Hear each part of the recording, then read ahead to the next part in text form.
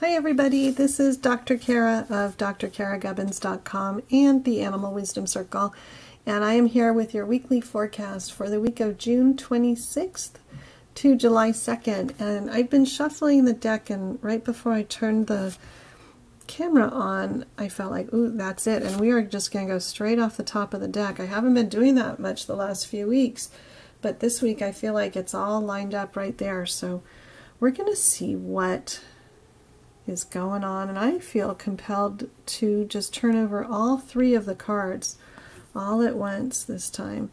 And I thought we were going to get a trifecta of water animals, but we got the cat as our final card here. So I'm going to just take a moment, and as we settle into this last week of the month of June, which has been kind of a bumpy ride, a little bit interesting, and maybe bumpy implies like a negative thing, but it just feels like the energy's been shifting a lot. Even though there's been a lot of really sweet, quiet moments, there's also been some intensity.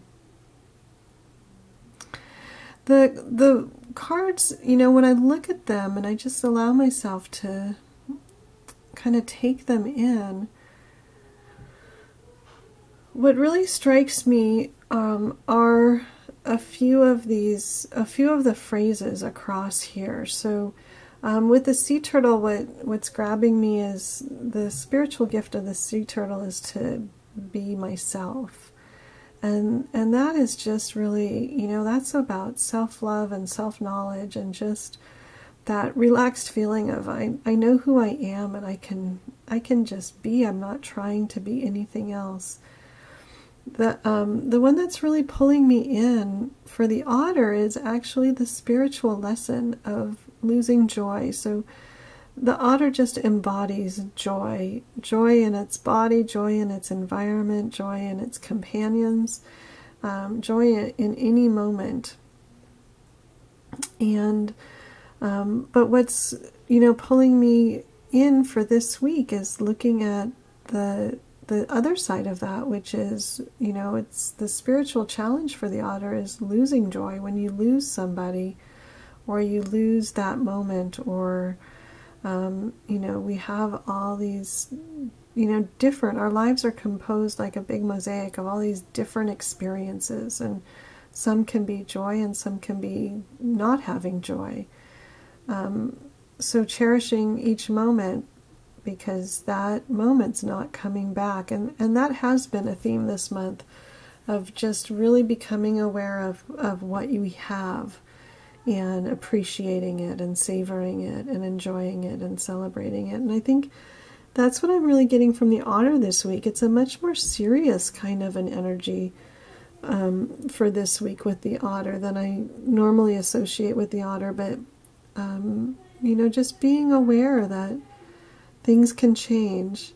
And then for the cat, the phrase that's grabbing me this week is balance. And for the cat, that's the challenge of having the balance between dependence and independence and finding that balance. But in the context of this reading, to me, it's really about finding your balance. So how do you be yourself in the world and enjoy the moment and really, you know, suck up all that life has to offer when we know that we could be in, you know, times when we aren't joyful? Where do we find that balance for ourselves? How do we manage to pull it all together and to find the balance between being ourselves, being in the moment, and maybe being, you know, maybe it is more specific with the cat of being dependent and independent at the same time. So it's, you know, the energy of the week for me this week really feels like that dynamic equilibrium. But I feel like the theme going through it is, how do you bring yourself to all of it? Being yourself is, you know, it's the only real job that you have.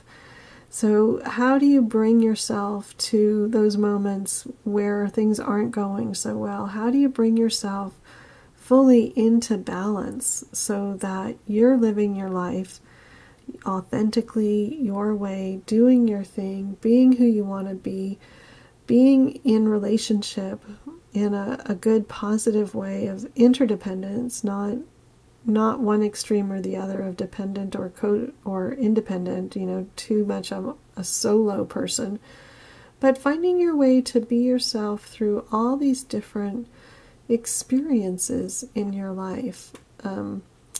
I think that theme of being yourself is the connector throughout the whole week. So I think that the focus this week is going to be about, who am I in this kind of a situation? Who am I in this kind of a situation? Because we all have different hats that we wear. We are in different situations. We have different roles that we play. So how can I be true to myself and be fully myself and authentically myself, even when I'm sad, or even when I'm in a, interdependent relationship, and not lose myself? So